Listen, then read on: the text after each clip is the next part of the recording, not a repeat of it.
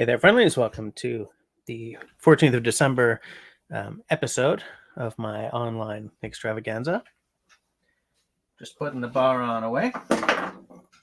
Getting this box out of the way.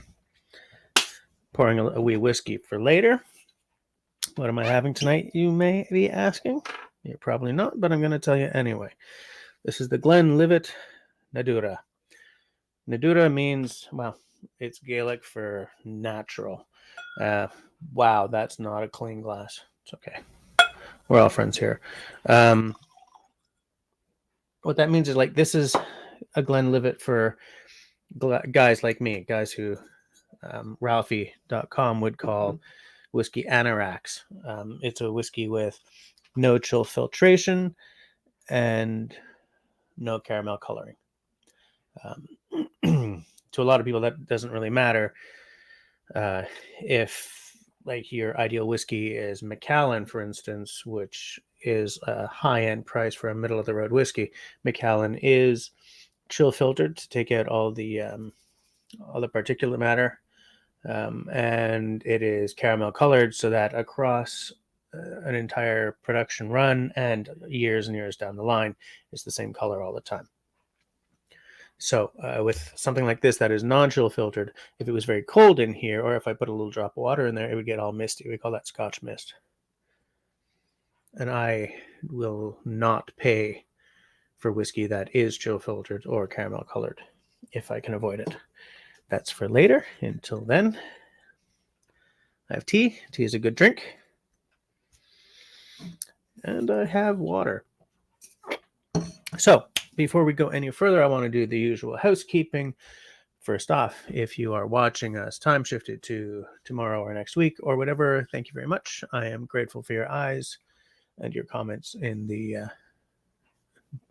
thingamajigger below. May as well put my cans on so that I don't forget about it. If Russell or someone comes on later, which reminds me, I forgot to send Russell the usual invite. Also, on the housekeeping front, if at any point tonight you decide that you like what's going on, please drop me a thumbs up. If at any point tonight you kind of hate what's going on, that's all right. Drop me a thumbs down. Excuse me. So, hold on one second here. So where were we? We were nowhere. I was talking to who was I talking to? I was talking to someone earlier today about what I would like to do with my live streams over 2022. What I did in previous years, well, what I did last year, a lot of was I had these. I'm forgetting something, guys. I'm forgetting to say hi to everyone in the side chat, and I see that we've got a really good group going so far. Let me go all the way up to the top. Bettina says, "Hey, look, I'm early." And I was late. Sorry about that, by the way. Meeting for the governing board at my kid's school. Wow, Stacy was early too. What's going on, ladies? And then Bettina follows up with, "I'm actually not going to be here for too long. We're going down to the road to the neighbor's hot tub." You're cutting me deep, Bettina, but that's okay because we're friends. Charles, we're having a tropical storm here, so we'll probably lose internet service soon. Okay, so at some point tonight, we're going to lose some people. Hey, Canadians in the house, nice to see you.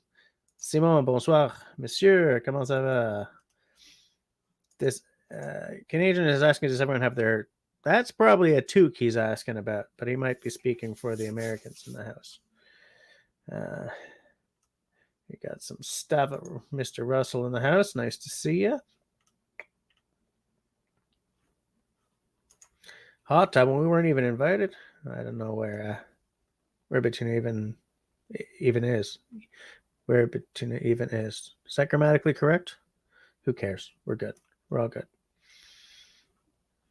Charles says he has his Mississippi State College hat on. Does that count? No, not if he's asking about a toque. There's lots of confusion around the winter hat. And then Simo says, all that being said, a toque is essential. Absolutely. If Familiar with the phrase "put on your thinking cap"? It was a play on that phrase, as we're in a bushcraft outdoors chat. Never mind. Okay, that went. I mean, lag. You know what I'm saying? In French, we have a saying called "attache ta tuque," which means attach your toque. It essentially means buckle up. We're going for a ride.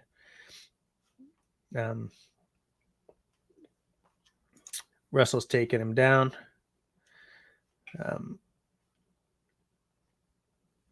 Just skipping down to the bottom because there's a lot of chat already, guys.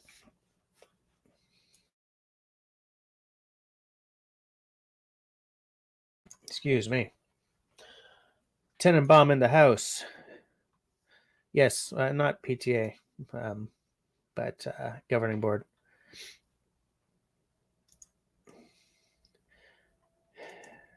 Are we back on the squirrels?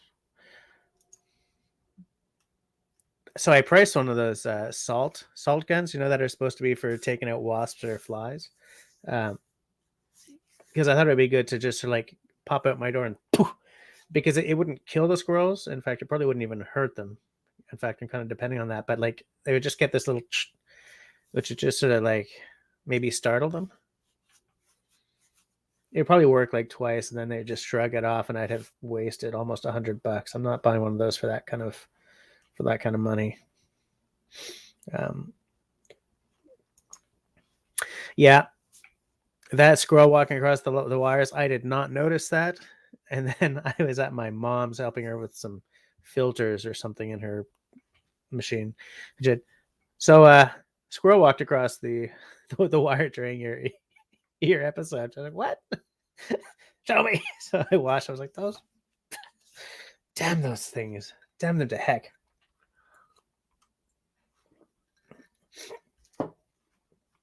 Yeah, Canadian laughed about it, right? So, hey, Lipstick Lodge in the house. How's it going, Linda? Grace. Cliff.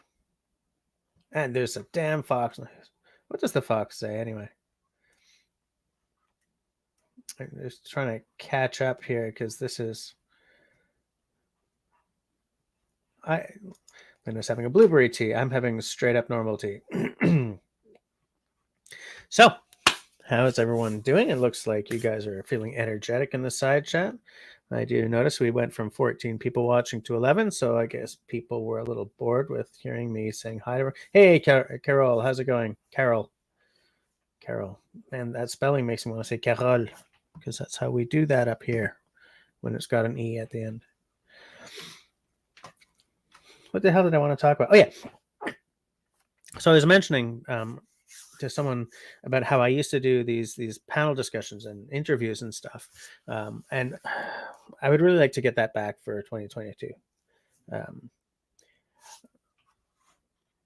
we go.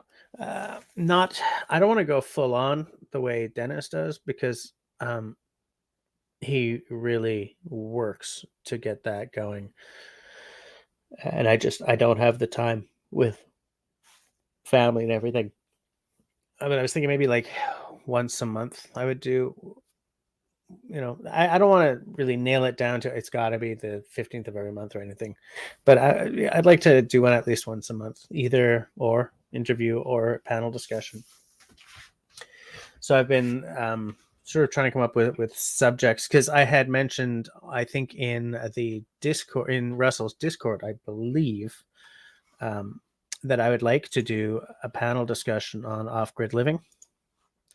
And so I've been putting together, well, I was putting together a list of names. The computer is not...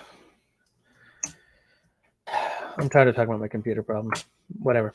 Anyways, I will put together a list of people to have in that conversation. I want to have like 3 or 4 people. I don't want to go full on like 6 people on screen and talking over each other.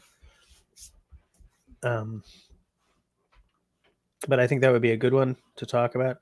I have a couple of questions for Russell, actually. So it would be good to have that as a panel discussion. A couple of other things I'd like to talk about. some of this stuff I would like to do an episode on, either an interview or a panel discussion. So that I got preempted by Dennis doing them, which is always a danger when we're both playing in the same sandbox, right? It happens sometimes. But yeah, I'd like to see if I can bring that back, like maybe once a month or something. I see we got a couple more people dropping in. There's Long's Quest. How's it going? Nice to see you. Ian, the Web Lord. Good to see you in the side chat as well. LT Survival. Good to see you as well. You and your big old bucket of knives.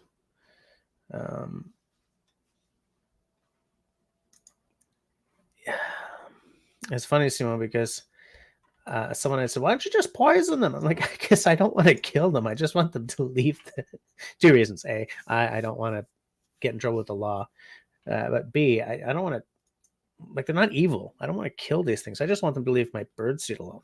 Like, if I can make a nuisance of myself with like a little salt gun or something, then that's great. But I don't want to damage them. I would not mind if that Cooper's hawk that comes around every now and again sort of starts helping solve the problem. But I mean, my feelings towards them are not malicious. I don't want to damage them. I just want them to leave my birdseed alone. Sometimes when I'm really frustrated, I'm like, I just want to kill you little guys, but I don't. They're cute. They're whatever. They're squirrels. They're doing squirrel things, right? They're acting as nature intended. Linda says that her thumbnails mysteriously fix themselves. I got pinged earlier. She pinged me about she was having a thumbnail issue on her channel. So I'm glad that I didn't really help much, but I'm glad that I could help you sort of in any way that happened. Colin's here. Nice to see you. Such a good group tonight. Such a good group. Did I? did I do something? Oh, what is this? What does Wile E. Coyote do? Because I don't know. What did I do? Is it this or?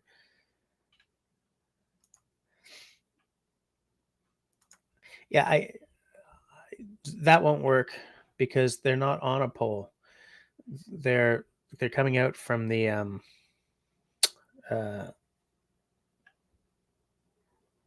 what's that word? Fence. They're coming out from the supports on the fence. Excuse me. I wish I had a picture to show you, but yeah, they hang out. So I have like those domes over them. This is so boring. I'm gonna be real fast. They got domes over them so that the squirrels can't get down at them. So what they've been doing is with their hind feet gripping onto the fence, and then with their little front appendages grabbing on, holding on, and just it makes me so angry. I have shared pictures in the Discord. I'm going to see if I can show you guys exactly what I'm talking about here. It's so frustrating. I think I may have even shared pictures on the Book of Faces. I know it's very pro of me to be looking at my phone instead of the screen right now, but I want to see if I have a picture on my phone of one of these guys doing the squirrely thing. I don't know if you're going to see that. Tell me if you... do you guys see that? Is my phone too bright? There we go. Right? You see how he's holding on with his hind legs and gripping on the bird feeder with his front? And because that's supposed to be an anti-squirrel feeder, so any weight and it just closes up. I have it calibrated so that even the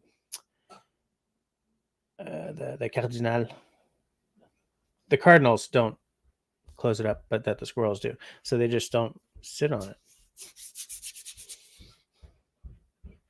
It's so frustrating even talking about it right now. But anyways, whatevs. We're gonna move on. Because this isn't squirrel talk. This is talking about more interesting stuffs. What the hell was I talking about? Oh yeah, so I don't know. I think it would be it'd be cool to get that restarted. Anyways, I'm just sort of in the initial planning process now. Um, I don't know. Does anyone? Is there anything that one of you guys think that I should do a panel discussion um, or interview on? Is there anything that you guys are, aching to see? Yeah, I'd like to do one on off-grid living. I Rob jumps up with a full-on Wile E. Coyote solution. Rocket roller skates. I think Acme is more geared towards roadrunners than squirrels, but maybe the solutions are portable and scalable. I still have this idea that I would love to, that I like to dream about, of just having the entire top uh, um, of my fence have a spring loaded, calibrated so that the weight of the squirrels will poof lightly, but that the weight of the birds won't. I would take some money though, man. Be funny. Simon says he's watching but doing other things. He'll comment if he feels the urge to do so. Man, you know what? Simon used to be so good at this. He was such a team player. He would be all modding and stuff, and now he's just so busy, has a life. So lonely here in my basement.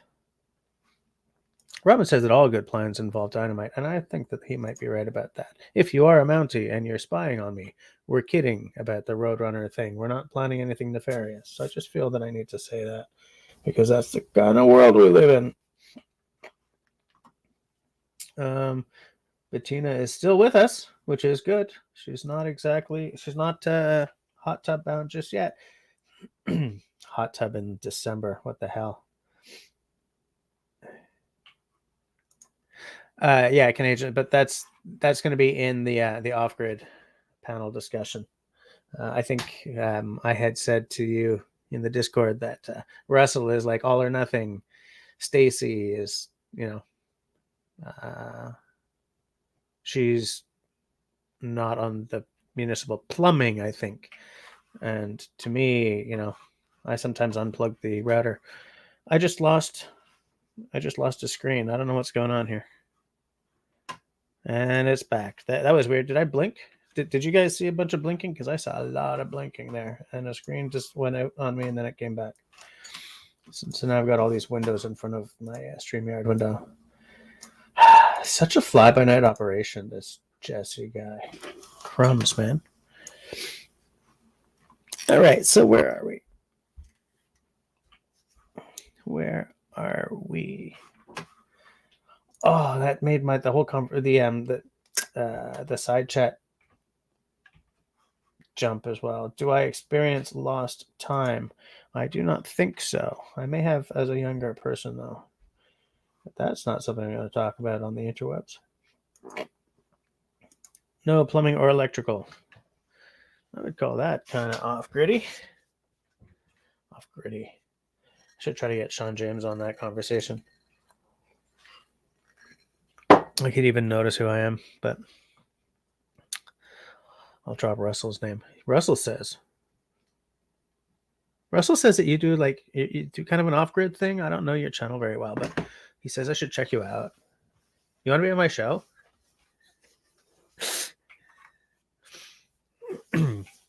Yeah, I think Linda, I think all you folks who are off-grid have a generator just in case, eh?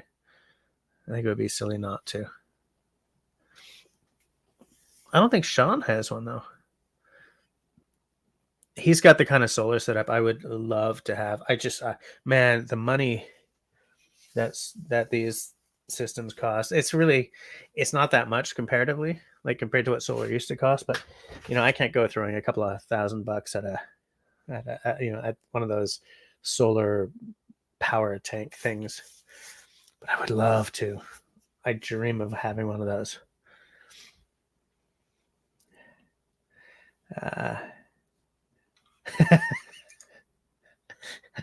Stacy, man. Shanu, I love it. Robin cracked the Robot Vampire Cannibal beer tonight, and it is a smoked wheat beer. I'm not a big fan of wheat beers. In fact, I poured half of one down the sink this week, which is weird because that was the first beer I'd opened in months, I think. But if it's smoked, that really mitigates a lot. So that's pretty cool. Well, it sounds cool to me. How does it taste? And I'll take a wheat beer over an IPA anytime.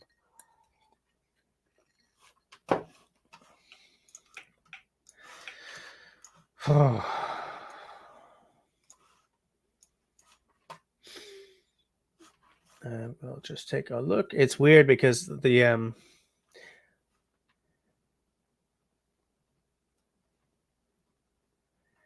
hold on. And it says, my solar is small, but it's winter too. Getting more solar when my tiny house is built. Yeah, that'll be good. Are you gonna put it completely solar? I still, if I was building a tiny off-grid house, I would still want to find a way to get wind in there as well. I just feel that with something when I'm not plugged into the grid, I would want to have as many different kinds of ways of generating power as possible. Hell, I'd even put in something like a little hydro thing, and just sort of like, I don't think that a small wind turbine, combine, turbine, Edion, what the hell are they called? I don't even know what they're called in English or French now. You know, that it looks like a fan, whatevs.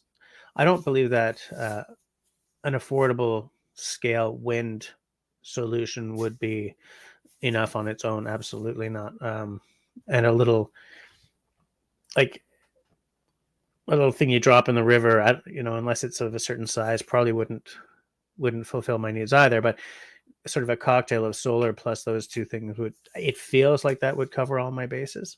Now the thing is, I'm not sure, like, do you have to have in up here in Canada, do you have to have your solar roof at a certain pitch so that snow comes off it, or do you essentially have to clean it off all winter?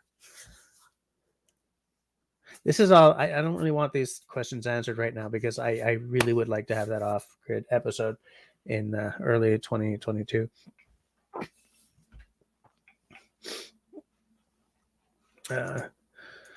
Robin says, it's got that Russian Caravan tea aftertaste. I like Russian Caravan. That's the kind of smoker that I like. I might, Robin, send me a picture of that can and I'll see if I can find it. Solar and propane. Okay. All right. Apparently I really blew the wording on that. Turbine is fine. Windmill.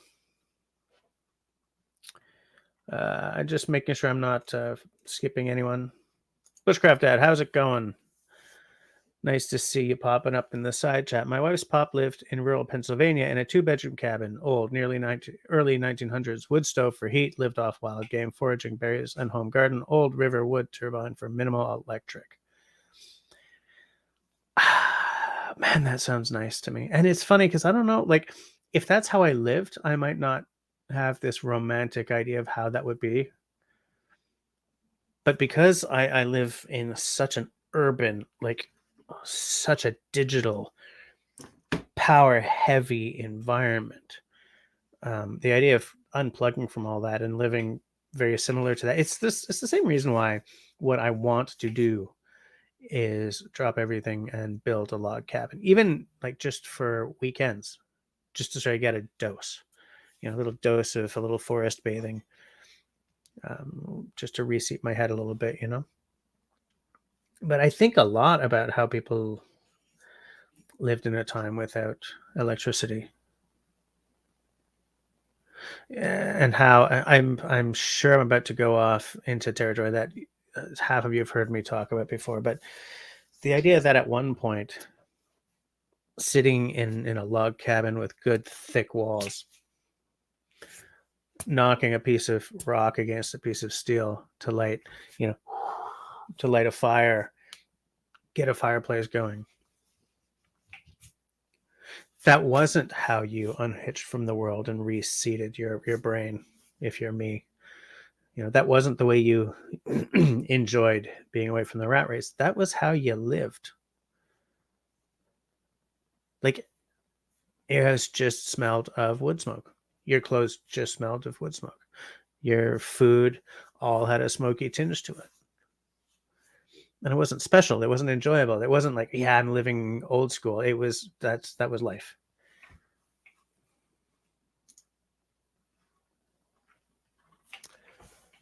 I think about that kind of stuff a lot, I mean, we live in the right country for it. Well, even in the States, you live in the right country for it to a certain extent. I mean, it's a lot harder to be really away from everyone in the United States. If you're in like lost in the forest and you just pick a direction and you go for long enough, you're going to hit a dwelling. Whereas up here, you're going to have to you're going to have to be careful of what direction you set off on. Or in Alaska. I mean, I'm generalizing, but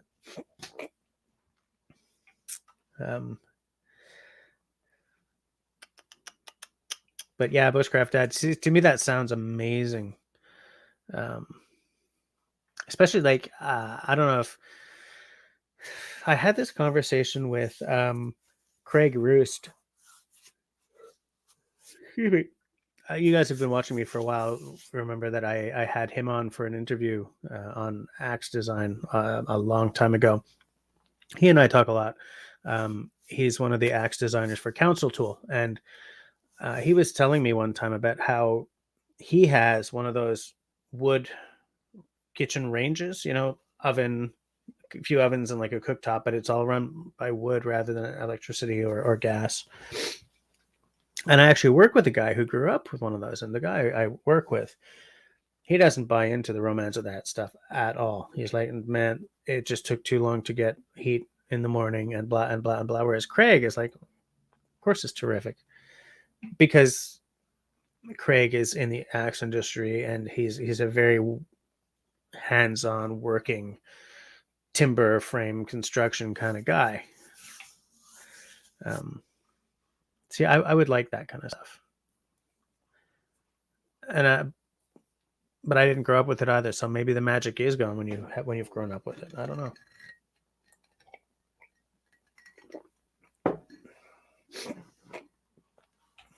know. Woodlot. Sounds like Stacy and I work in the exact same way. In a panic and with zero planning. Oh, Linda, there's very little wind there. Okay, well, yeah. You're not gonna. There's no reason to throw the money into a windmill then.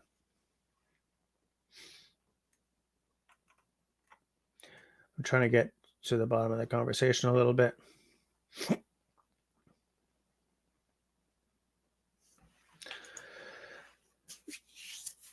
Now, if anyone's going to know, it's going to be someone who's living in a cabin.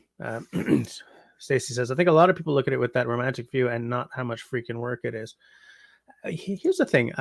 Because I work in a very high-tech environment. I'm a tech writer for a very bleeding-edge company.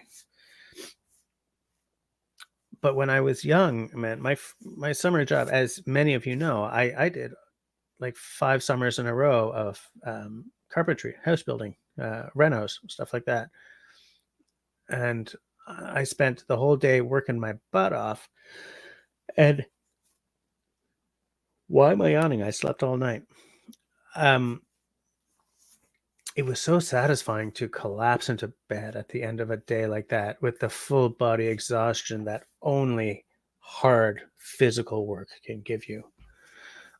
Fairly often these days I'll fall into an exhausted sleep, but it's intellectual exhaustion because of the nature of my work. It's not like I haven't been hauling boards and driving nails and cutting and drilling all day. I haven't been like using my muscles and all that stuff all day. It's all been this. And just falling into bed with that kind of exhaustion was phenomenal. I got to stop talking about falling into bed, evidently. Do, do, do. Shawnee, hi. I can always watch someone talk about food. If you want to discuss meals in the woods one night, I would like to actually thank you for reminding me. I would like to do a panel discussion on IMPs. There's another word for that. What do Americans call IMPs? Simo, LT, MREs, right? The American term is MRE. I know someone who his entire channel practically is all about eating IMPs. Sort of, here's a Canadian breakfast one. Here's your main dish and all that stuff. And I would like to do one on like how those of us with an outdoorsy or survival / prepping kind of interest interface with those. Is there any room for those in a bushcraft milieu, or are they really just sort of a prepper kind of thing? If you're not like a commando or something, stop yawning. Sorry, guys. Come on, caffeine, do your stuff.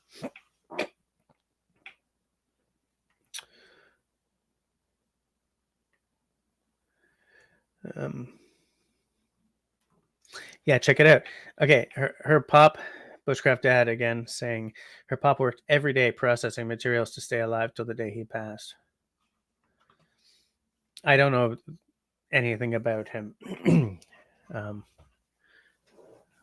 But I love the idea of someone being able to work physically right up until the day they go.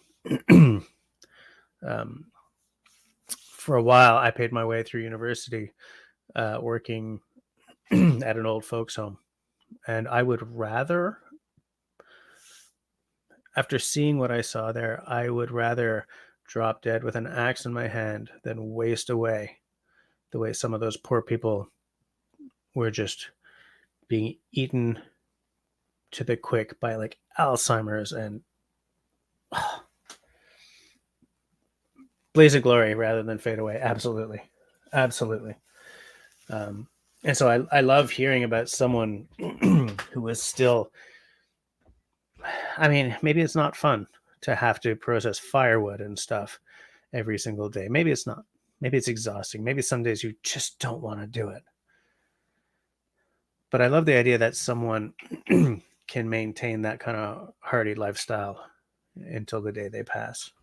It sounds so old school in so many ways. It sounds so free in some ways. I mean, you're not really free. You're a slave to the environment and to the amount of wood you've got in the woodlot. I get that. But, you know, the last thing you see isn't some nurse's face, you know, as she changes your bed or any of the things that I saw at that home.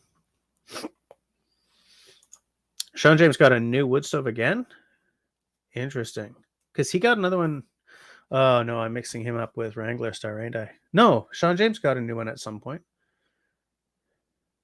I'm going to check that out after this. Was it like a Vermont Castings one or something? What did he get? Oh, everyone's seen this new wood stove. I obviously have been slipping on my YouTube watching lately. Mark. Hello, Mark.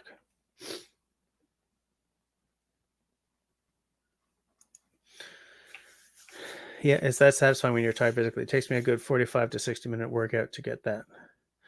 I think, you know, Stacey, you're hitting on something else that I miss is the fact that I wasn't in shape because I was going to the gym. I was in shape because I was working my butt off all day. I'm not in shape anymore. I haven't been in shape in like, I haven't been in shape in about 10 years. I was kind of whip thin and working all the time and on my bike all the time, blah, blah, blah, until we had our first child. And then life became way more sedentary. And so there's part of that in me also, that when I'm, you know, reading what Bushcraft Dad said about, you know, his father-in-law living that kind of life, I'm like, oh, let me have that just for a little while of every week, at least. Because I'm not willing to trade in my family and sort of disappear into the bush. Kind of like my daughters. Kind of like the missus. Like my family.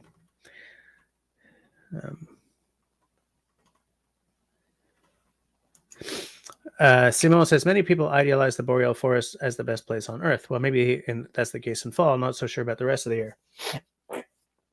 If you could take the mosquitoes and the black flies away, I would take the boreal at any time of the year. I've only really seen 3 seasons in the boreal. Like I've never been in the boreal in February. But look, we're Canadian. February is February. Whether you're slogging it through the filthy winter snow of Montreal or something out in the woods, you know.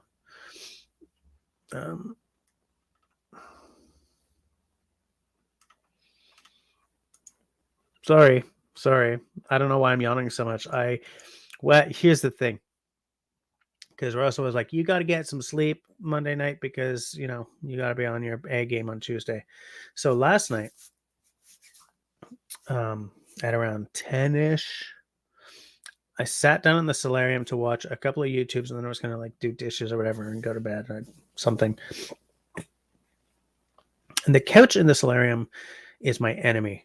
If I sit on it, next thing you know, I'm like, I'll just lie down, and then I'm out. Last night there was a basket of folded laundry next to me, so I was like, we're golden. I can't lie down and go to sleep. So I just fell asleep sitting up. And I woke up at 6:45 this morning with the mother of all backaches. And I'm still not feeling right. And by the way, I'm someone who needs to sleep with a CPAP machine. So I didn't sleep very well on that front either. So I have not been feeling great today, I got to tell you. But we're just going to get through this. Together, you guys and me, we're going to get through this. TA Outdoors as well. TA Outdoors, he's got a good channel. I would love it if he was in the kind of time zone that would allow me to sort of ping him and say, hey, what are you doing on Tuesday night?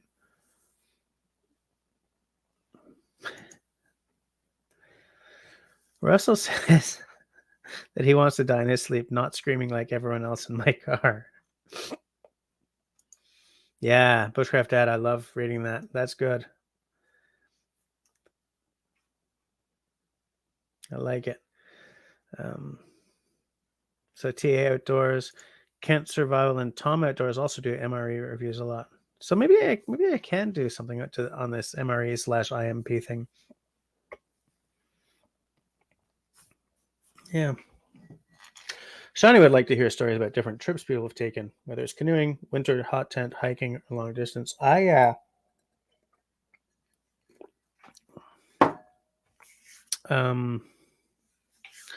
had someone on who had done some really good tripping. What episode was that?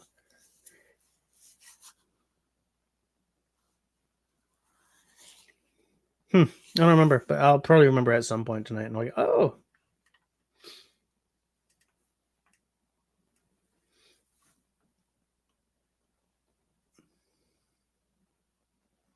Yeah, I'm going to check that. Oh, yeah, Robin's bringing up Mr. Chickadee, man. That guy's a hero. He is epic. I love watching that guy. I am really far behind in the chat, it sounds. It seems like.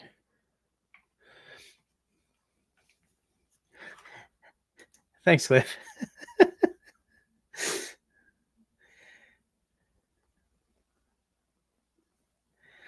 My phone just beeped at me. I'll show you guys.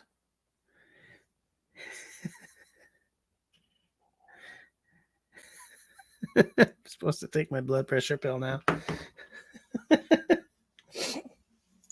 Yeah, rocket stoves. You can. I would like to have a rocket stove. and I haven't moved on that because you can buy all kinds of them, and there's all kinds of sorry guys, there's all kinds of plans online for building your own, provided you can weld, which I can't, but like with square steel tubing or whatever.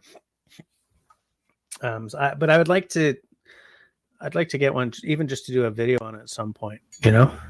Um, Roussel.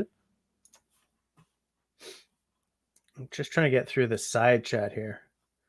And Do I really look like that? Jesus. no judgment. No No judgment. judgment. We No all look the way judgment. we look. We all look the way we look. Oh, please, judge. Turn off the sound. Turn off the sound. Oh, hold on. Simone says, my relationship Simone with says, my relationship with IMPs is simple. IMPs Anything but is chili simple. con Anything carne. but chili After con eating carne. 63 After meals of that straight, straight makes me unable to see it anymore.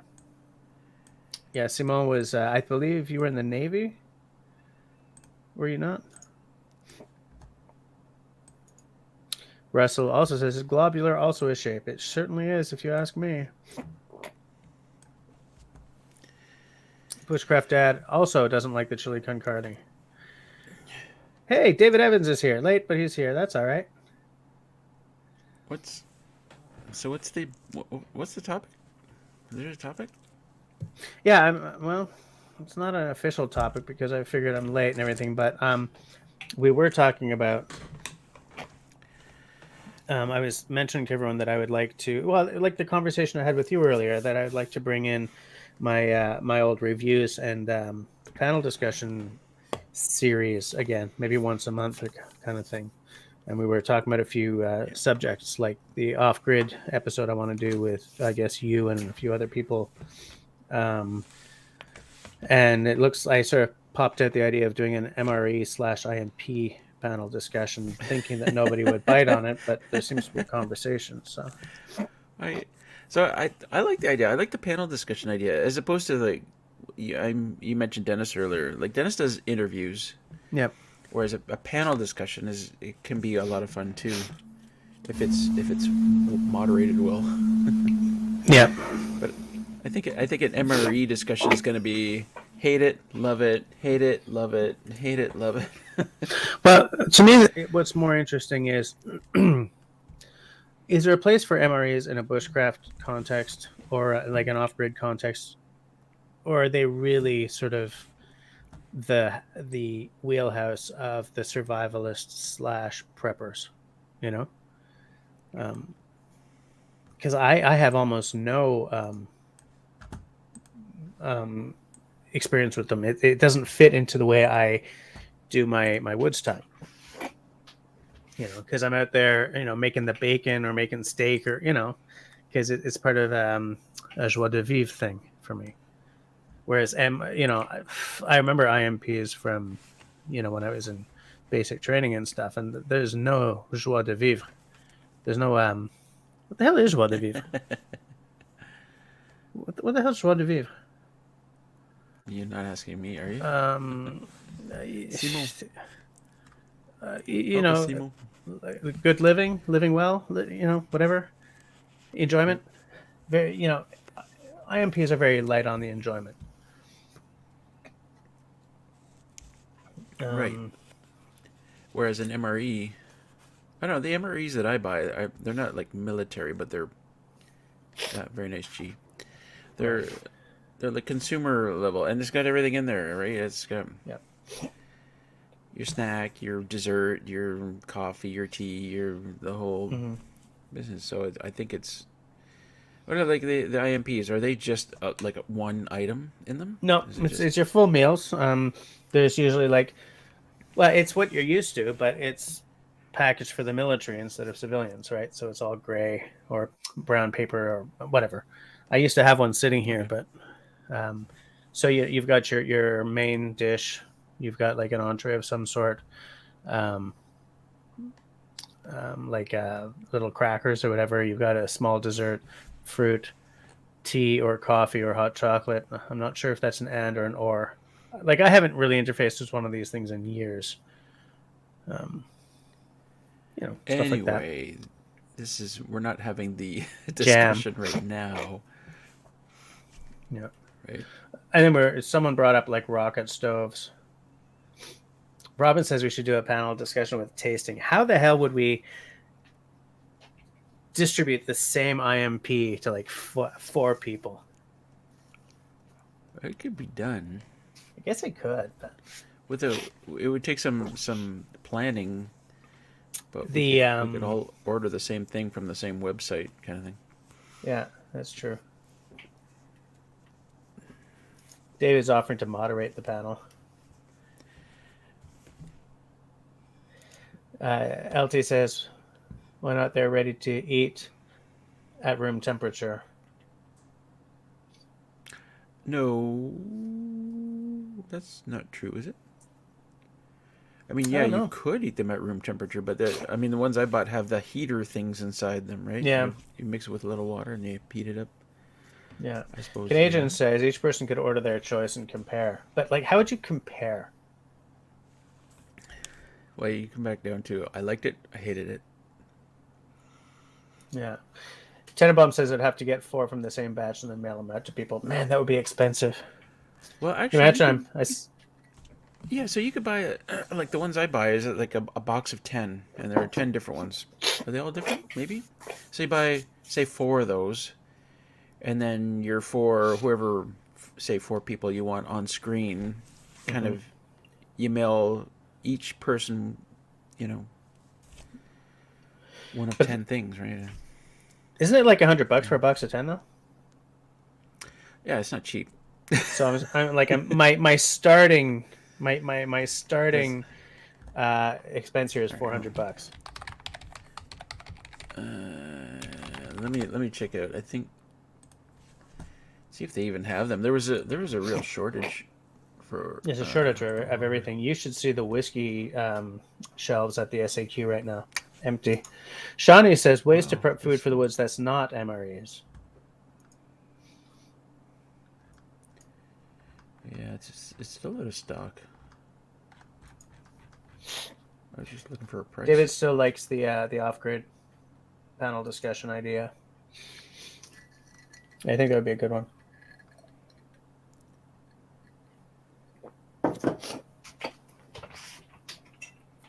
Where do you order them from? I didn't want to say, just in case. Just in case they all get bought out. It's okay. Oh no! Just because I can't say that they're any better than any place else. But I'll tell you, it's Meal Kit Supply. Never even heard of it. Meal Kit Supply, Canada. That's right. I mean, I got a box upstairs. I could bring it down and show you. Yeah. I'm trying to look it up.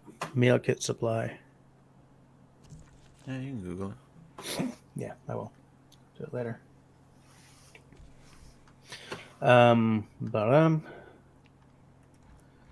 You could arrange a backyard cook fest. Man, that would be cool. 4 guests live showing their favorite go-to outdoor woods meal and everyone cooking with their favorite stove and sharing the recipes. That would be an epic live stream. Multi-camera shoot. That would be great. Yeah. Robin thinks I should make pemmican for a vid. That's not a bad idea. I've thought about that before. Pemmican has a lot of steps to it that jerky doesn't have. But I do love pemmican. I like this backyard cook fest idea. 4 guests. Maybe have activities. Spoon carving. Oh, that would take too long, but fire starting, meal prep, best cowboy coffee. It's not a bad concept, actually. David Evans says I should have a panel discussion on squirrels, a friend or foe. He could moderate. Stacy, yeah, great idea. Backyard cook fest. You coming down for that?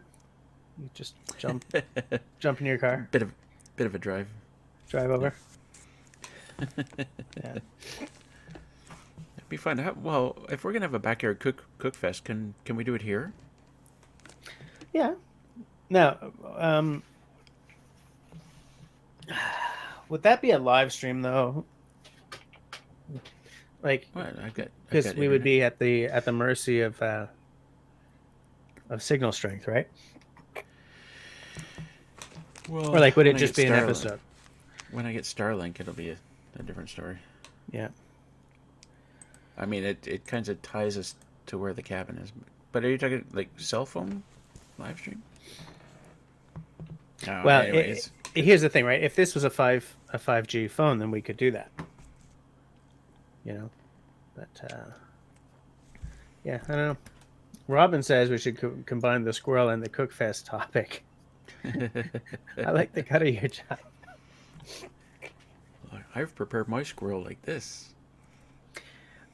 Somewhere I have a recipe that calls for 13 squirrels. It's like a historical recipe, obviously. You know. That's, LT Survival is showing IMPs or MREs or whatever. Is that the same kind of one that you got, Russell? it doesn't look like it. Well, I mean, some of it's similar, but the title on that one package looks different. Well, the thing is, there's a bunch of companies doing civilian versions now, right? Because they're all, you know. Well, where did you buy yours from? And how did this become an MRE conversation? Yeah, this isn't supposed to be the MRE conversation, guys. Oh, well.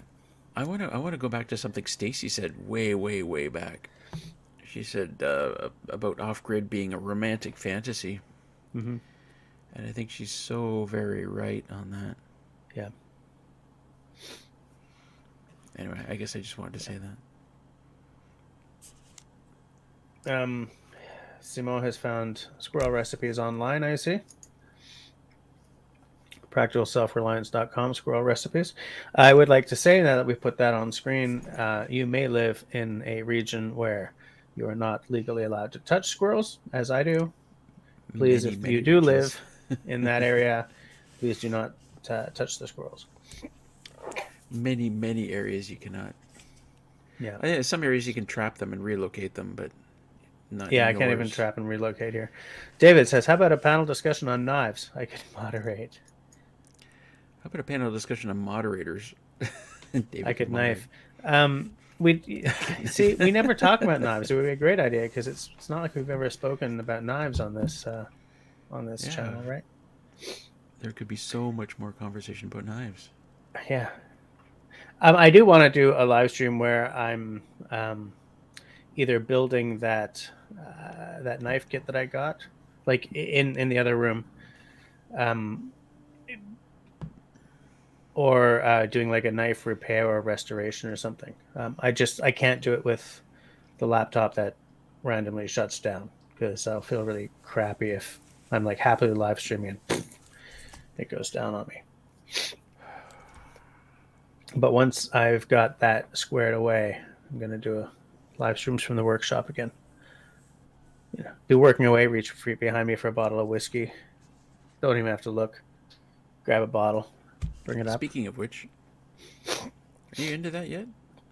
In what? The glass you poured? Nope, not yet. I'm not finished my now iced tea yet.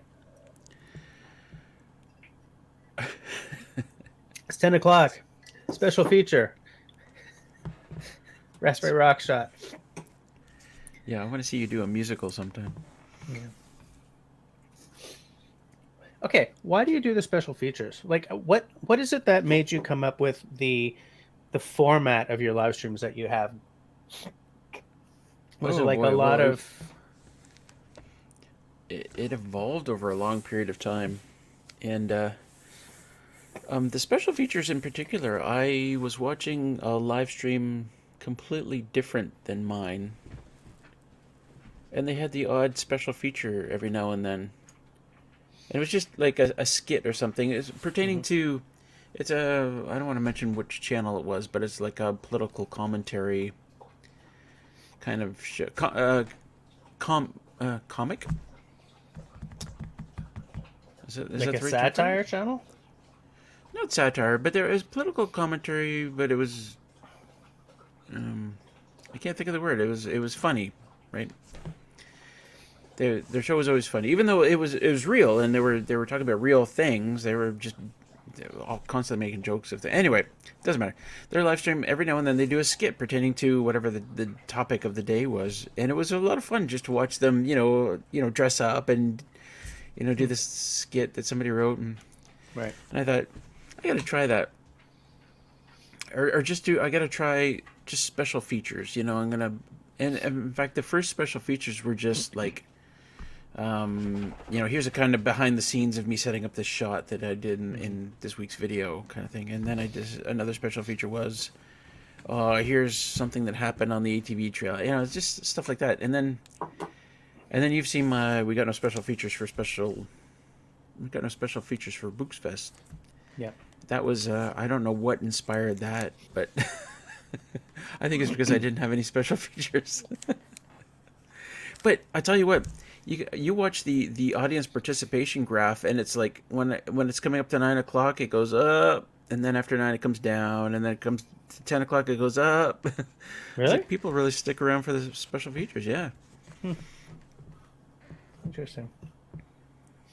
I've often wondered how they work out with the audience participate. Well, I guess it's easy, right? People are talking and stuff, but Hi, Raven. I did an actual live reenactment of National Lampoon's Christmas Vacation, Squirrel in the Tree. Mine was Squirrel in the Fireplace, twice. David says, pan feeds our squirrels peanuts. I'm thinking of maybe putting peanuts on the other side of the yard to sort of, meet them halfway and to give them something to go for that's not the bird seed. David, oh my God, David, you don't want to moderate that one? You see, I was about to say that. David Evans says, sorry. how about a panel discussion on special features? But he didn't offer to moderate. So what's going on there? What's going on there, David? If that is your name.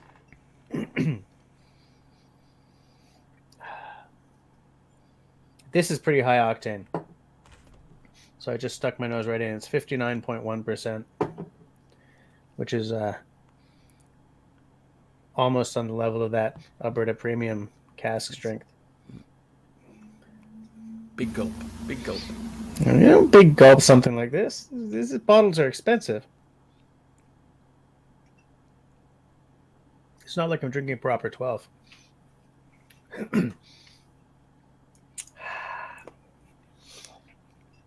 So we're at 10:15. Yeah, I've just had my first sip. Shots. Raspberry rock shots. I remember back in my Scotch days.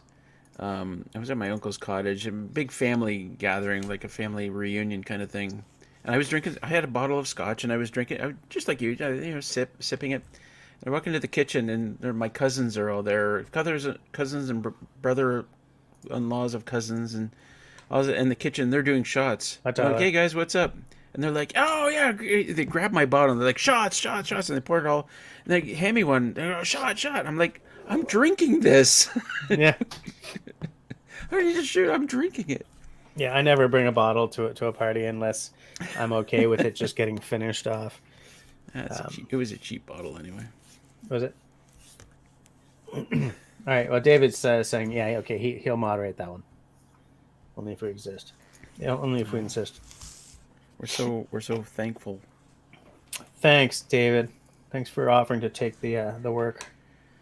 Take on the work. David's such a bright light in my life when I'm trying to sleep. I gotta tell him you so.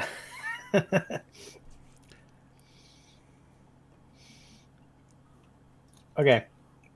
Canadian is saying, we all need to say, hey, Jess, set up the Raindance Backyard Cook Fest. Have yourself, Russell, Stacy, and Sean in Alaska. Pick a type of grill and food they consider a go-to outdoor meal and do it. Okay, well, the grill I want is a big green egg. These guys, those are so bloody expensive.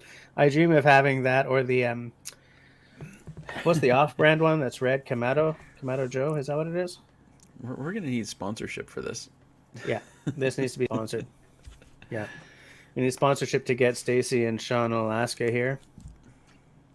We need sponsorship to have 4 big green eggs put up in my Oh. backyard.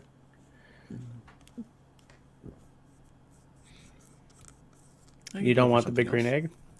I could go for like who makes those great big offset smokers? You know, Oh, kind of looks yeah, like those are cool too.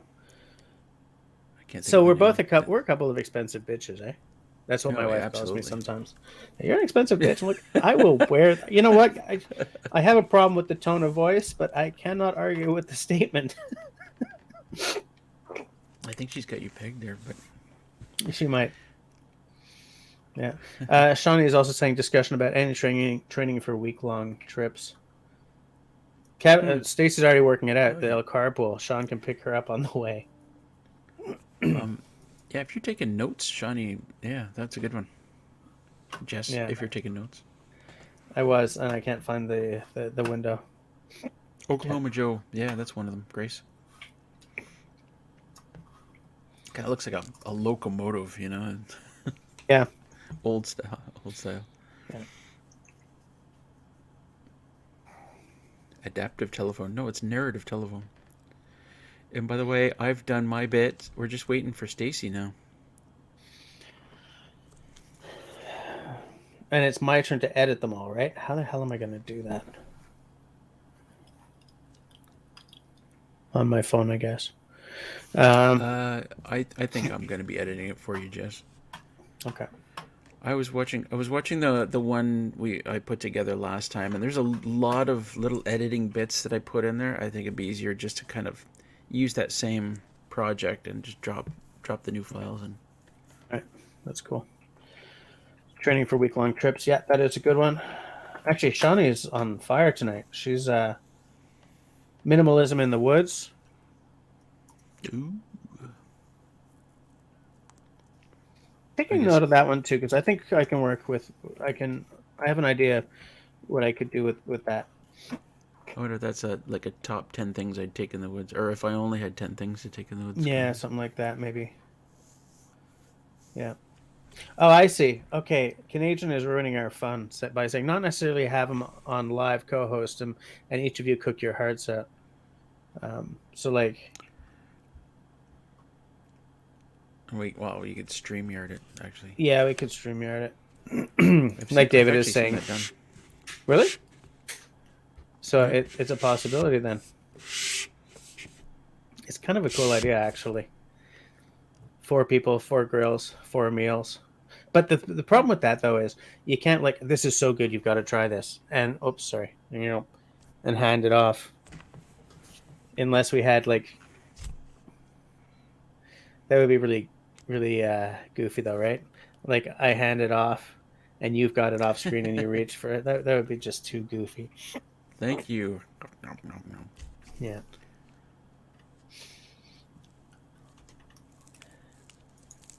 David says I can moderate. Yeah, here's the thing. I do know that for next year, I want to up my game in some way. I want to change something. I think that I'm not someone who gives a crap about New Year's. To be straight with you, I think it's the worst holiday there is. But it is a useful signpost if you want to buy into the whole new beginning. I see it's all crap I don't really buy into, but for something like a YouTube channel, it's a useful signpost for let's try something new. You know, for in January, I'm going to redo all the graphics and music on my channel. I'm not, but I mean, like start in January for all kinds of stuff like that, because it's arbitrary, but it's useful. I don't know how I feel about that. You got to get in touch with your feelings, Russell. Well, no. I mean, New Year's doesn't mean much to me living out here the way I do. Yeah, I do not like New Year's at all. I feel that it is an arbitrary reason. No, it's an arbitrary date kind of concept, and it's an excuse for people to get 3 sheets to the wind over nothing. I'll tell you what it is. Nothing. I'll tell you what it is. It falls on a Friday, so there's going to be a New Year's Eve Books Fest. Oh, right. The last one we did, which was a couple of years ago, it was all new special features. We had 5 new special features, and we went from our time 10 o'clock to 1:30 because we celebrated all the time zones from Newfoundland right through to the Pacific. Okay. Nice. Actually, that's pretty cool. Yeah. But yeah, so I don't know. I like New Year's when I'm gigging, when I've got a gig New Year's Eve. I'm playing a New Year's party. That That's makes all sense. right. But I don't like New Year's parties. I don't like the best New Year's I've ever had was me and my girlfriend at the time over at a friend and his girlfriend's house for supper, and then we had a quiet night. We chatted, and then we looked out his window at the fireworks over Mount Royal. That was it. Because there was none of that, we didn't have any of that sort of enforced.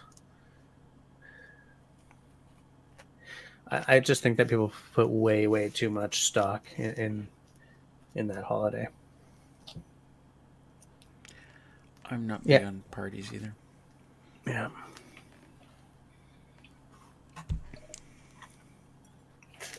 It's a really nice back. scotch.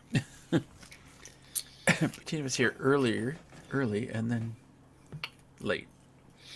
She was here first, and then was gonna. I don't know if she went, but she was gonna go do a little hot tub in action. So maybe she's back. Hi, Bettina. Hi, Bettina. Hi, Bettina. Let me just check something here. Yeah, check it. All right, 19 people watching, 19 thumbs ups. All right, I'm good. I was just about to get all bratly. Like, what are you guys doing? 19 thumbs ups. Tim says, New Year's resolutions. Oh, I hate New Year's resolutions. Where's Tim? Hey, Tim. But, I mean, as I was saying, it's a good sort of useful date for new starts and all that stuff.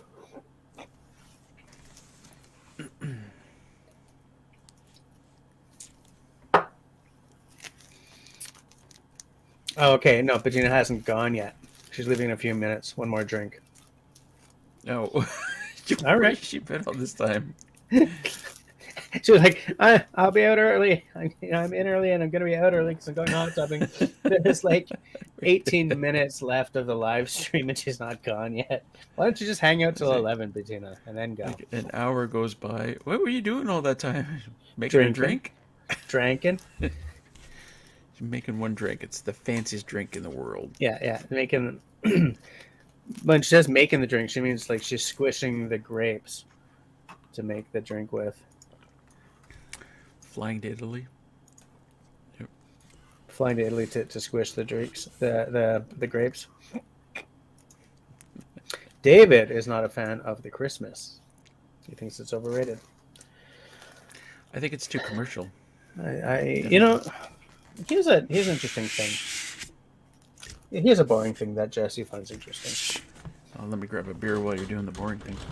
All right. So, okay, Russell's out for this, but the rest of you have to listen because you're being tested on this. I'm still listening. I know. I got my ear about it. I know. I'm just being a brat. I've sort of come around to the feeling that saying that Christmas is not about gifts and stuff is grasping at a historical concept of what Christmas was about. You know what I'm saying? Like, Christmas was about Jesus. And over time, as the world became less religious, Christmas became about family. Now, family was always there in the beginning as well, right? Because it was about... But I look at the number of gifts that children receive now, and I'm including mine, and the marketing and the Santa Claus fallacy. And it's very hard for me to make the case that it's not about gifts.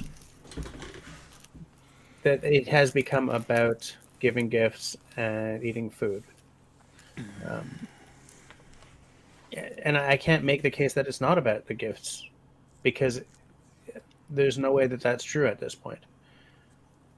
And so I've given up sort of trying to, especially because, man, I would be talking to Camille about, like, it's not about the stuff, it's about living time, it's about having time with your family, blah blah blah, and like I'm still talking, and on comes that stupid Eartha Kitt Santa baby, slip a sable under the tree for me. I'm like, Santa baby. oh, and it's just, there's so much Santa Claus, so much gift and stockings and blah in all the songs, all the movies, all the, but I can no longer pretend that that's not what it's about, because we also, in my house, we don't have the Jesus thing to fall back on because we're non-Christian, so I can't even say Jesus is the reason for the season, or whatever that funky little statement is.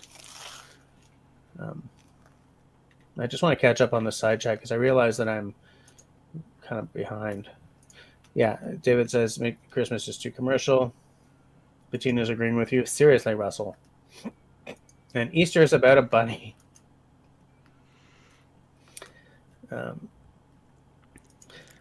Tannenbaum says the solstice was about burning something. Now, he lives in a country where they burn a horse. Or is it a donkey? What is it? What? There's a city somewhere in Sweden that burns a large animal every year, but I don't think it's for the solstice. Bettina's having a martini, and then she's going for the hot tub.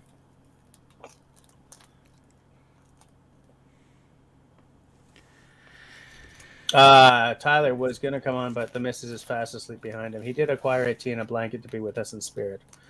It's all right, then. We'll let it slide. Let your backbone slide. Linda says, I hate it when someone asks if you've done your Christmas shopping yet. Yeah, I do too, because I generally haven't. It's like, stop stressing me out. I can't handle the anxiety. Are we all blanketing up now? I'm Captain Cabin Shawl. Nice. Very nice. I'm Captain White Blanket. There's one of my videos where I'm doing exactly what I'm doing right now, because I used to do this all the time, and somebody called me Captain Cabin Shawl, and it kind of fit. I love it. There's a video where I'm doing this. I'm putting the blanket on, and I say to the camera, "Be the person you want to be, not the person someone else is." And that's City Girl's favorite quote from any video that I've ever done. I love it. I love it. Tyler says, we feel like Christmas with us has become much more about doing things for each other as opposed to buying for each other. We've made a real effort to make it that way. I gave up. I buy stuff. You know, you know what? I love that idea. I'm not sure if this is exactly what Tyler is talking about, but I love the idea of making something for somebody else. Yeah. Like, I don't want to buy something for you. I'm going to make something for you, because that's real. Yeah, I like that idea too. I didn't have time this year. I used to make spoons for people in previous years. You know, I'd like a spoon. Good night, LT. All right, good night, LT. Oh yeah, he's probably got to be up early in the morning. Tenenbaum says, at midwinter, the Norsemen lit bonfires, told stories, and drank sweet ale. It's a struck goat. Thank you. Of course, he was going to know what I was talking about. That's much different than than a horse or a live goat. Yeah, in fact, yeah. Come here, Abby. You know. No, I meant a wooden or a straw. Or we need to stand over this pile of tinder over here. in Gevla, the Gevla Balkan. Come on. There's Sean. David says, how about a panel discussion on the purpose of certain holidays? But he didn't say he could moderate, so I think he's not really interested in that subject. I don't think that's a good topic, because it gets too much into religion and politics. It's a war against Christmas. No, it's not. It's a war against Christmas. No, it's not. And I'm just like, well, you both just shut up. Sean will ask, a chilly night, Russell? What, you didn't notice my fine, stylish blanket? That reminds me of, call the church, call the police, call the church, call the police, call the church police. All right, what's going on here now then, amen?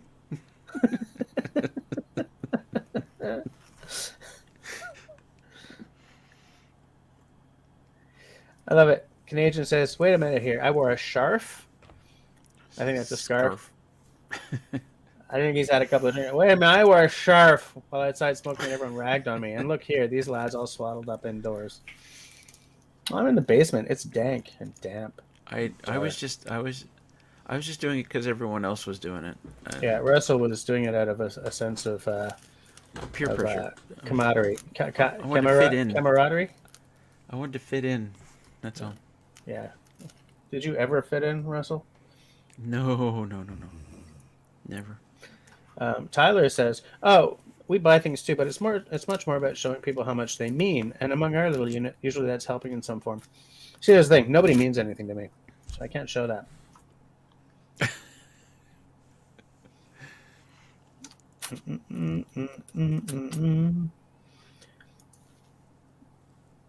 Cabin Dweller is sorry. Stacy's telling Sean about the carpooling that they're going to do to come here. Sean, you being voluntold. I'm just taking a look at what do we got. Oh, I see. That's why David doesn't want to moderate because it'll get too political. Tyler, so should that be should that be on the next Raindance Bushcraft T-shirt?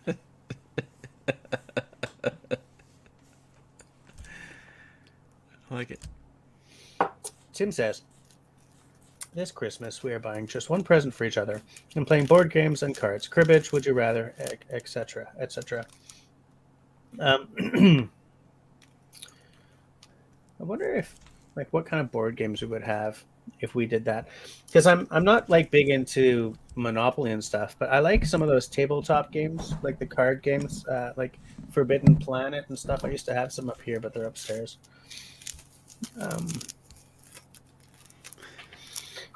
Shawnee is still dropping suggestions. Philosophies of bushcraft. Why do we do it still?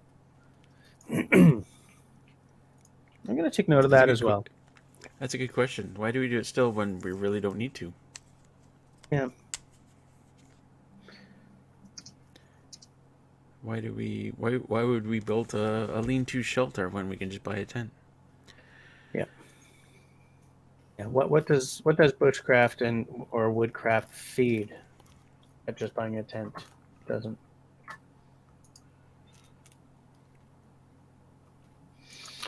David says that I can pick him up on the way to Russell's cabin. Well, first of all, I don't think it's ever going to happen, and secondly, I think David wants to come here for different reasons than Jess wants to. I think so too. Michael has 120 board games. That does not surprise me, by the way. But I think you've probably got some that are along the lines of what I'm talking about as well, right? Like, is it called Forbidden Planet? It's one of those where, like, there are card building games and stuff like that. That's a lot of board games. Yeah. I got one here. You got one? In fact, I got one board game here. Settlers of Catan. Except it's not even the original game. I accidentally bought the expansion, so I can't even play it. You got it. Okay. Catan. I've got Catan. That's a pretty damn good game. Yeah. That's a very good game. Yeah. Stacy says, "Oh, crumbs." Hold on. Stacy says that Shawnee's on fire tonight. She absolutely is. Literally. Sean cannot get in because his shots are not up to date. All right, well, we'll just throw meat at you across the border. We'll meet up at Stacy's place and throw meat.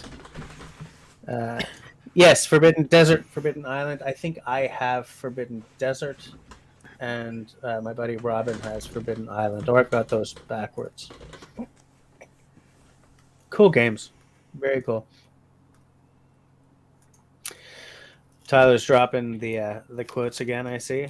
Good quote. "We do not go to the green woods and crystal waters to rough it. We go to smooth it." Sean, we suggested a live co-host of Jess, Russell, you, and Stacy cooking each of your go-to outdoors meals on your choice of grill or fire or whatever. Oh, yeah, Russell. Stacy and Canadian there were working out the details in the side chat while we were being our hilarious little selves. Okay. Does anyone play Risk anymore? I used to play Risk, but I haven't played that in like 30 years. It was huge when I was a kid. We played Mhm. it all the time. Yeah, absolutely. Is this like the Jesse quotes night? We'll throw meat at you across the border. Jess 2021 quotes.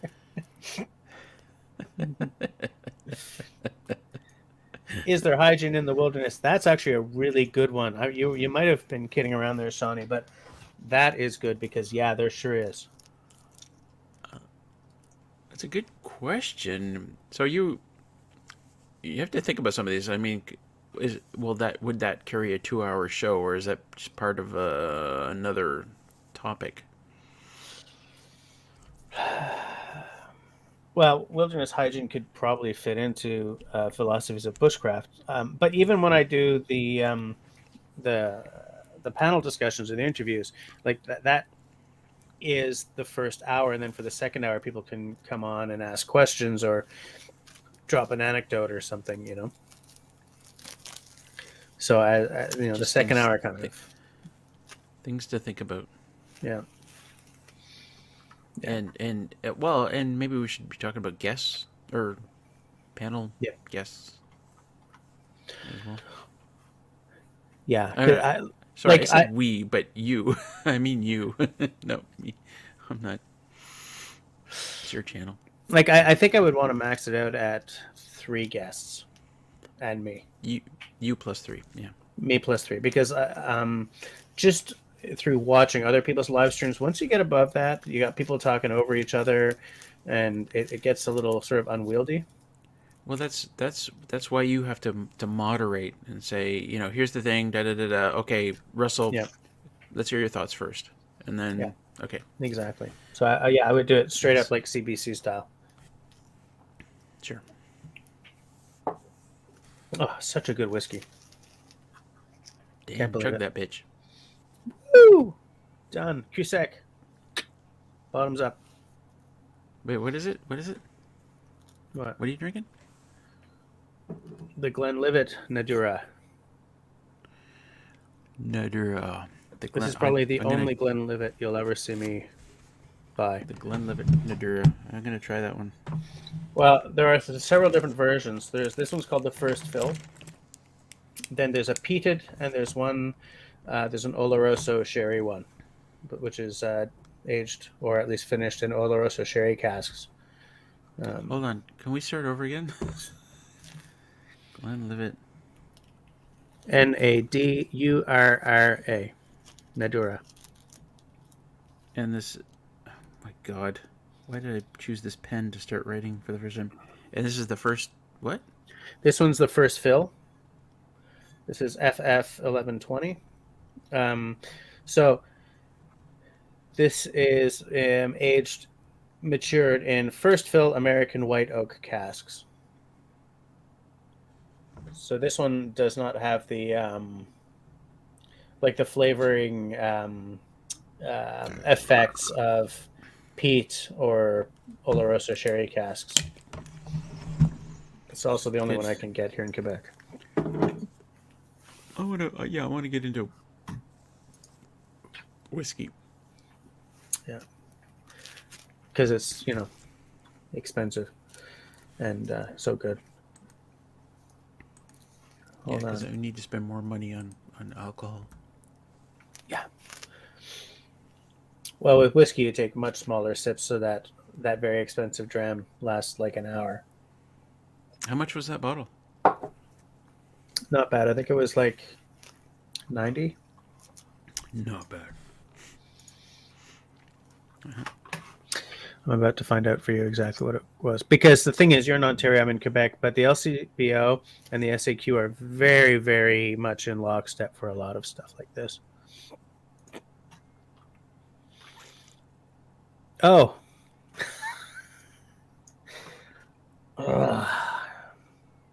Yes? Let me just show you something.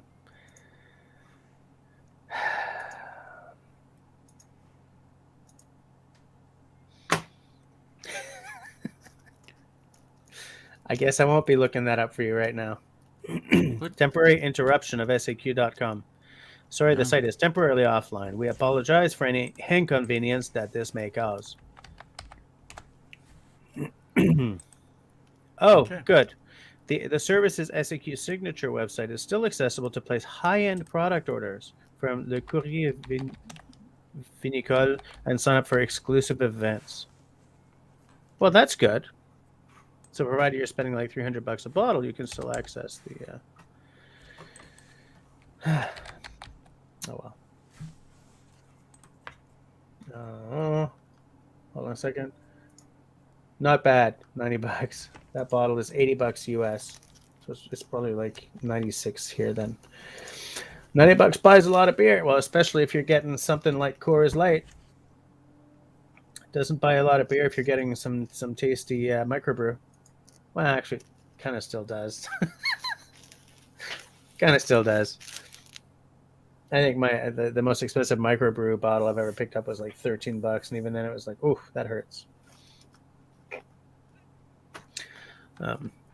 Buying whiskey right now in Quebec is tough because on top of the supply chain problems that has affected everything lately, there's a strike going on at the SAQ right now.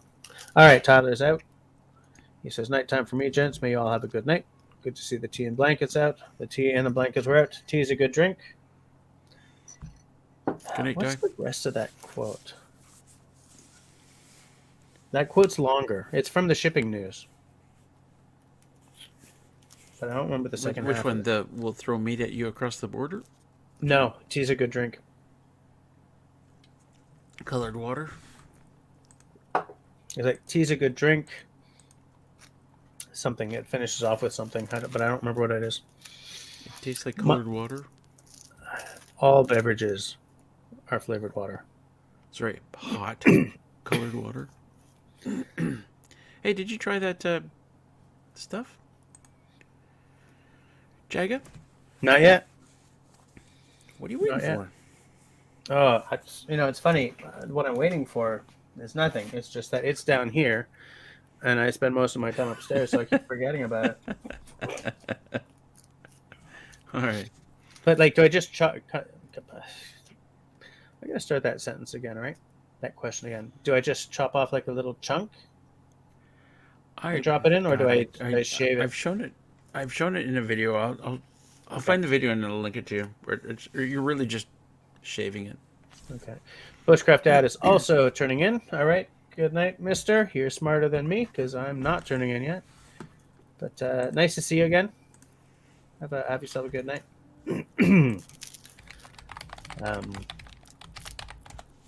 Sean's gone too. What the heck? It's early for Sean.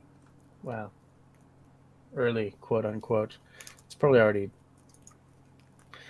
Are they at the point where it's 24-hour dark yet? Down there, up there. Hey, Stacy's still around, right? Stacy, how much of the day is it dark for right now? Let me just check the grammar on what I just said there. Yeah, it's all right. It's good. I'm rocking the house down tonight. Excuse me. So we've had a few people turn in for the night. That's okay. That's okay. That's what people do these days when they're above the age of 20.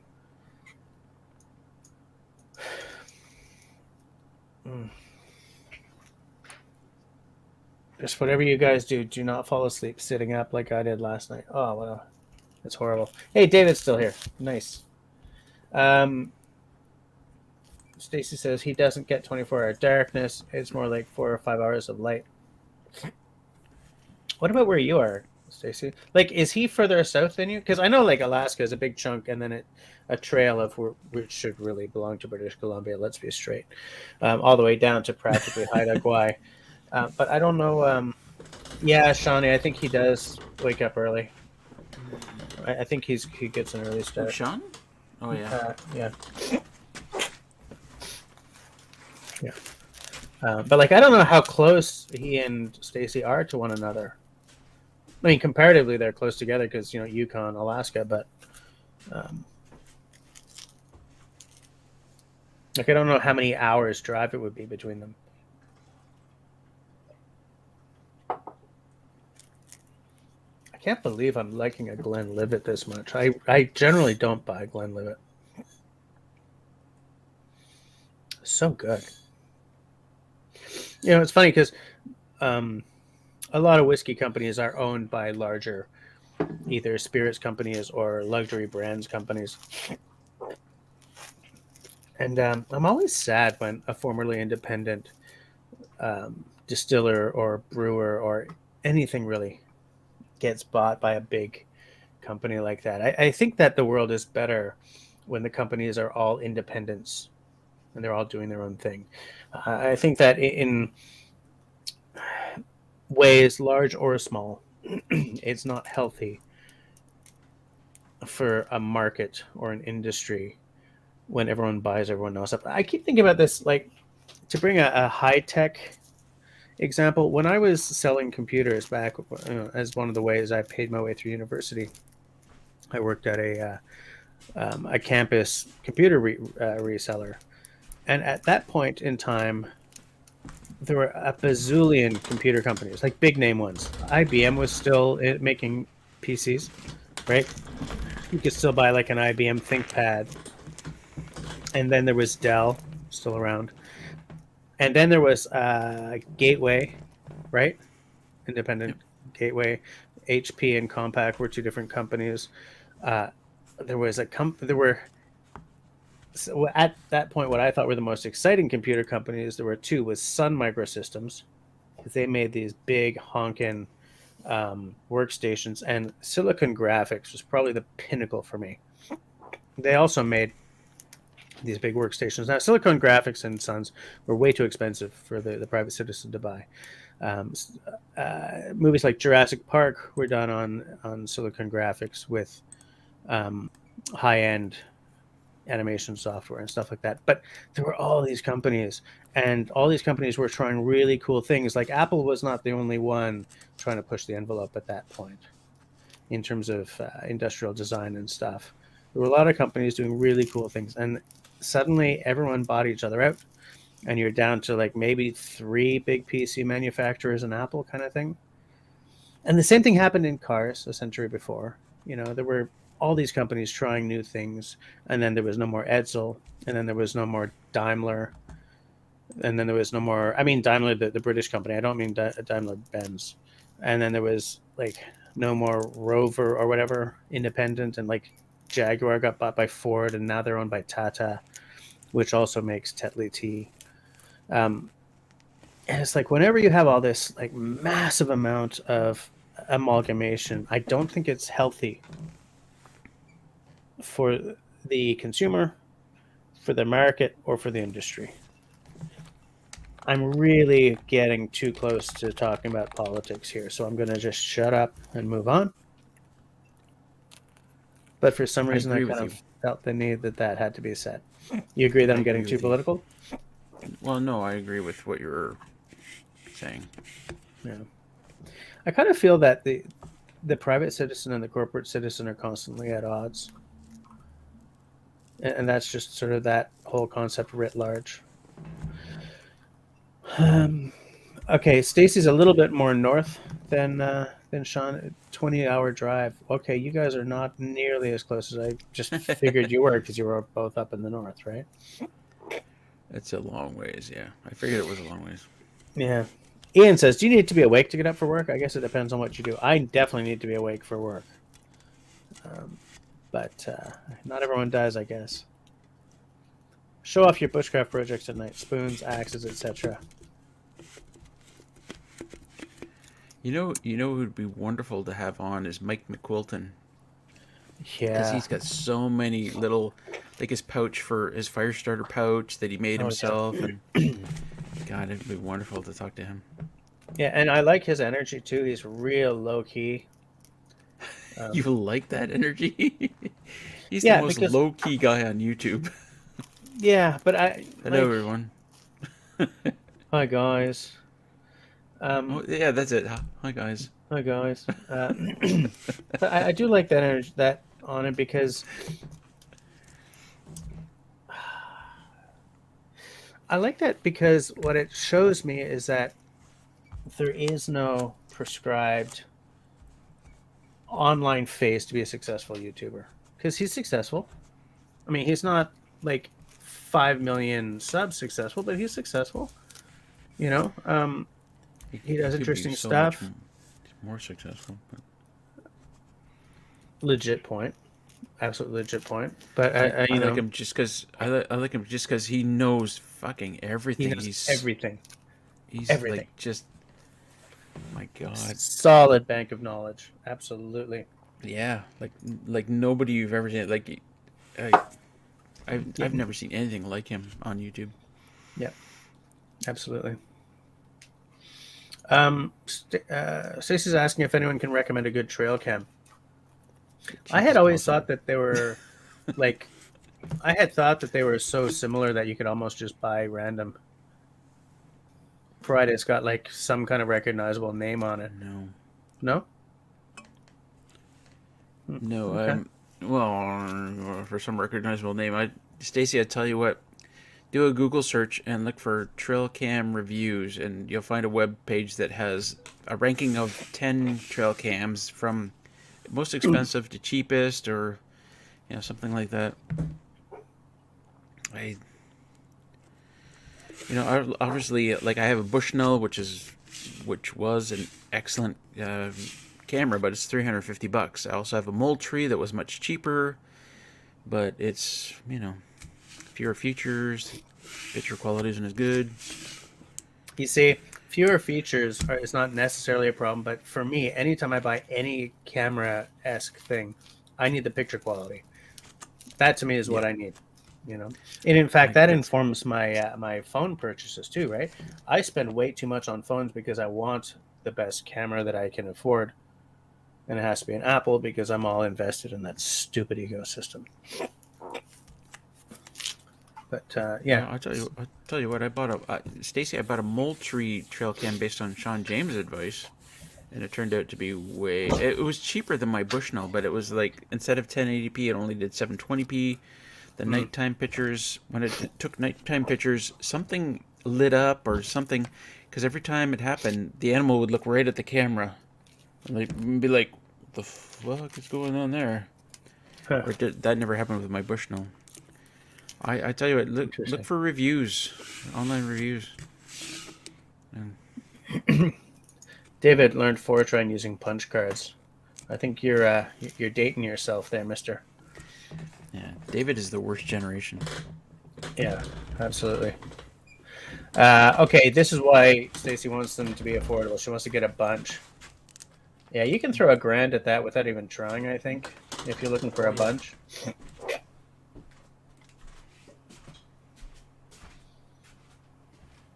Ian the Weblord. Ian the Weblord says he started with tapes. I started with tapes too. My first computer was a VIC-20.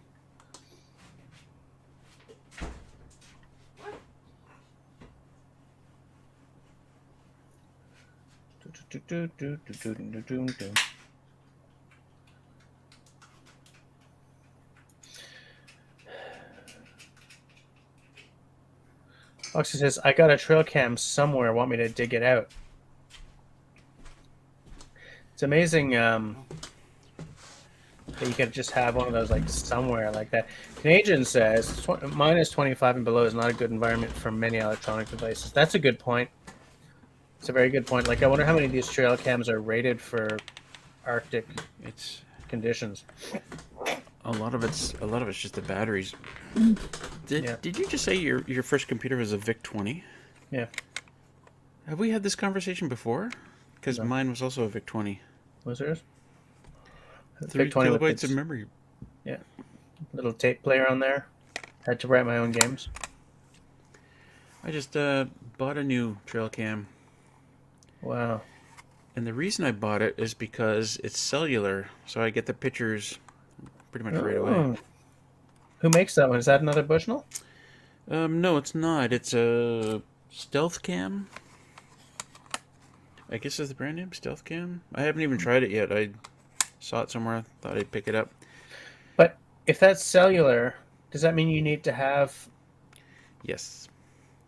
Okay. For $5 a month, because it uses regular cell phone signal. $5 a month, I get up to 650 pictures, which is way more than enough. For $20 a month, it's unlimited. But you don't care about unlimited. I won't get that many pictures from where I'm going to put it for sure.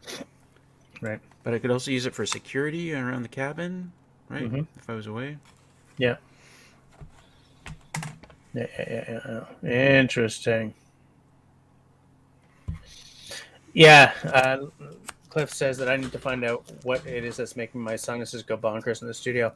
It's just the dust down here, I think, because I don't have this problem upstairs. When I come downstairs and everything just goes nuts. I doubt it's the dust. It might be like, is there moisture down there? Is there? Maybe. Do you have a dehumidifier? No.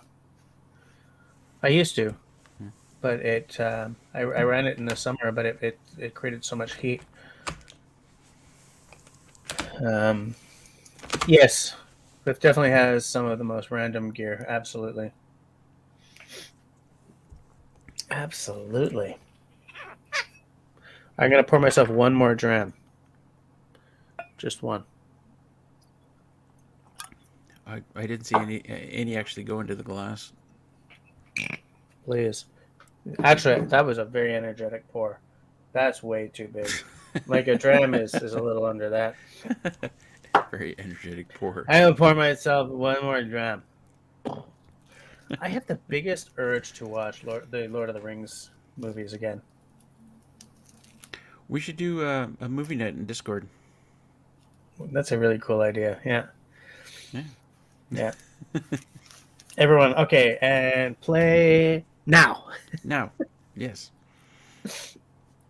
David says, "Oh, for security, check out Eufy Cam. Never even heard of it. Oofy? Eufy. Salut Simon, à la prochaine. Good night, Simon. How long ago was that? Jeez. 10:57. I'm caught up. I'm caught up. Oh, it hadn't appeared on my screen yet. I don't believe it. I'm caught up, guys. Good night, Simon.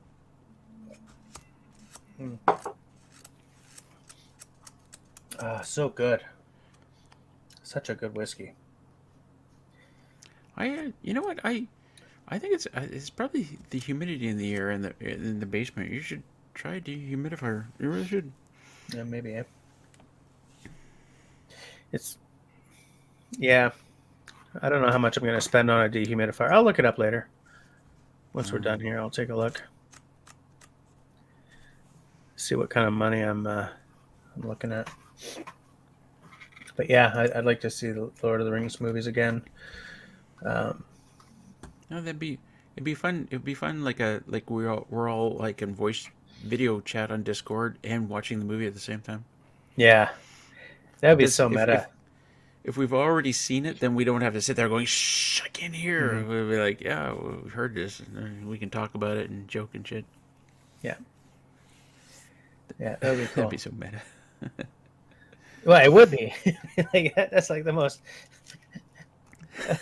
Like the most postmodern of evenings. We have this wonderful technology and we use it for this. Yeah. Yeah, absolutely. You know, it's funny because I didn't watch. He broke, I think, the Hobbit up into 3 movies as well, didn't he?